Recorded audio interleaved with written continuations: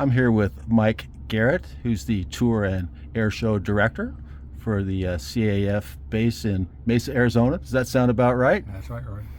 And I'd like to welcome you on behalf of the Long Beach Aviation Spotters to Long Beach. Thank you. Thank you so much for being here. And Mike's going to be here with the B-17 tomorrow at the Festival of Flight. And it's going to be a great day. Well, first we'll talk a little bit about what you envision is happening tomorrow and what people will be able to see and what they can learn about your B-17 being here in Long Beach.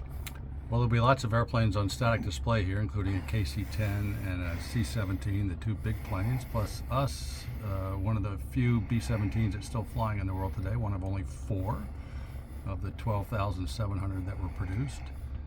And lucky enough that our B-17 was actually built in Long Beach in 1944, so she's come home. So it's kind of cool. 79 years ago she was built, and Long Beach produced B-17s under contract with Boeing in Seattle as Douglas aircraft, and then they were also built by Lockheed Vega in the Burbank plant. So it was a joint effort with lots of industry contributing to the war effort from 41 through 45. So she's here. She'll be on static display. You're welcome to come by. And for a mere $5, you can not only walk around her for free, but you can go inside her for $5. And we're a flying museum, and we allow people to kick the tires and, so to speak, and walk through the plane and touch it and feel what a gun felt like in World War II. So you're welcome to come by and do that with us tomorrow. It should be a great day. It's nice to have B-17 home. And I believe you were telling me yesterday it was built right over where the DC Jets sign is, and behind you, basically, that was where it was? People might think it's in the hangar behind us over here. No, that's where the C-17 was built, right over your shoulder there. And the KC-10 was built where the Fly DC-10 jets are. That's on the east side of Lakewood. The B-17s around, as well as the other warbirds, including the A-20, the A-26, and the C-47, were built in buildings 1, 2, 3, and 4, and were the first 4 buildings that Douglas had here after they were making airplanes up in Santa Monica, but they produced this plant, and they built B-17s here out of that plant, the original plant, which unfortunately has been torn down, as has Plant 2 in Seattle, where the B-17s were built. That's no longer in existence either. Okay. I'm going to just kind of put the camera here we're here in the cockpit of this B-17. I'm going to just do a little video of here, if there's anything you can tell me about what we're looking at here. So you see the instruments here. The first pilot, or the pilot in command, basically had most of the flight instruments over here on the left, and then the second in command, or the right seat, had most of the engine instruments on his side. So you can see the engine from an RPM standpoint and manifold pressure. You can see 1 and 2 here, and little dials for 3, needles for 3 and 4, as well as the left engines and then the right engines as well. So this is all the information they needed. These airplanes had turbochargers on them, super turbochargers. So this right here, where they could select each of the 4 engines and give boost, because these airplanes flew at 25,000 feet. Okay. So the turbocharger would take exhaust air and spin up a turbine. On the other side was a compressor, and that compressor forced compressed air into the carburetor, such that even at 25,000 feet, it flew with air that was basically at sea level, so that instead of being really thin, so it had compressed air going in.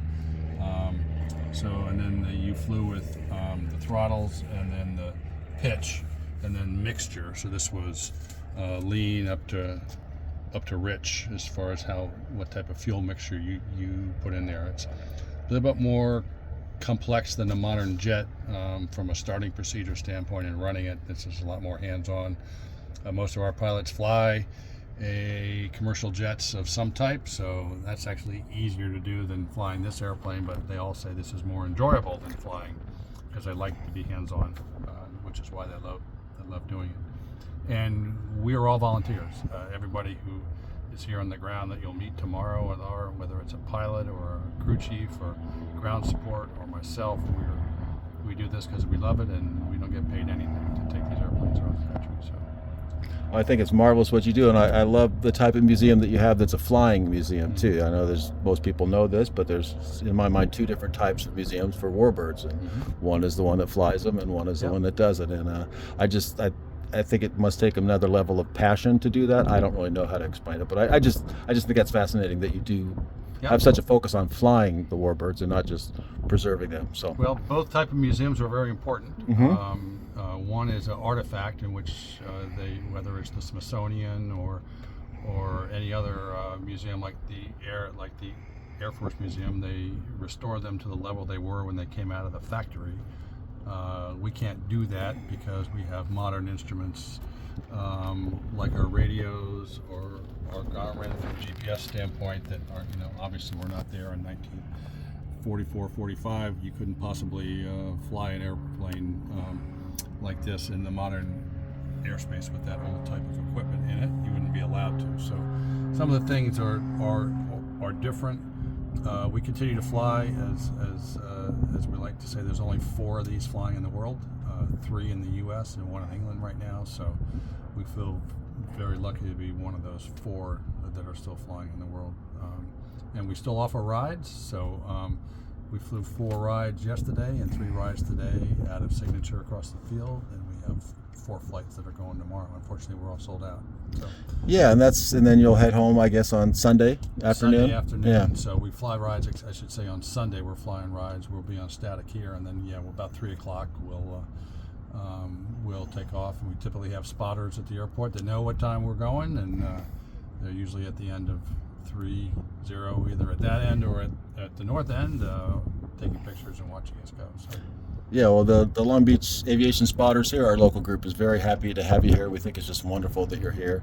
And I know I saw, it seems like most of the flights were sold out, at least the ones coming up. So I think that it's great that you were able to sell out flights coming here, because I'm sure it's, it's an effort to get here and expenses and everything else. That's what pays our, that's what pays our yearly maintenance, is to keep these planes going. They cost money to maintain and keep them flying.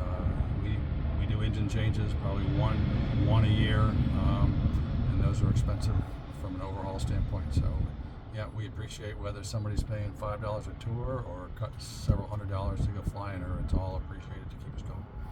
Well, I noticed the other day when I was around the plane that all the pilots are happy to talk to everybody. Everybody just seems to be a historian, I'm sure, in a way. They must all be, and they seem very anxious to share their stories. Exactly. And I think that's a big part of it, and that's what I think people can expect tomorrow.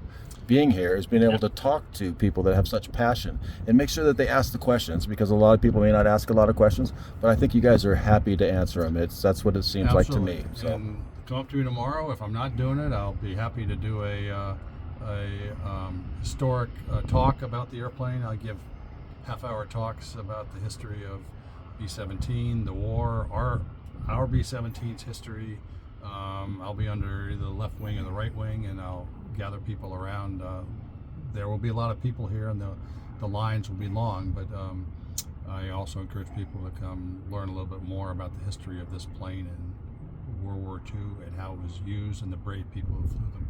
Yeah, it's really an educational tool in a way, isn't it? And you guys are the historians telling the story. So, well, I know you can give a half-hour talk, and I'd love to talk to you now for a half hour, but I think we're going to wrap this up, because I just appreciate your time. We're wrapping up a media event here today. I'm the last one here, like always. So I'm still here. Mike's still here. He's such a pleasant guy. I appreciate he welcomed me yesterday, and he's the right guy in the right position, I think, for what you're doing. So thank you so much. And I'm going to try. I like to just maybe see if I can get my face in here.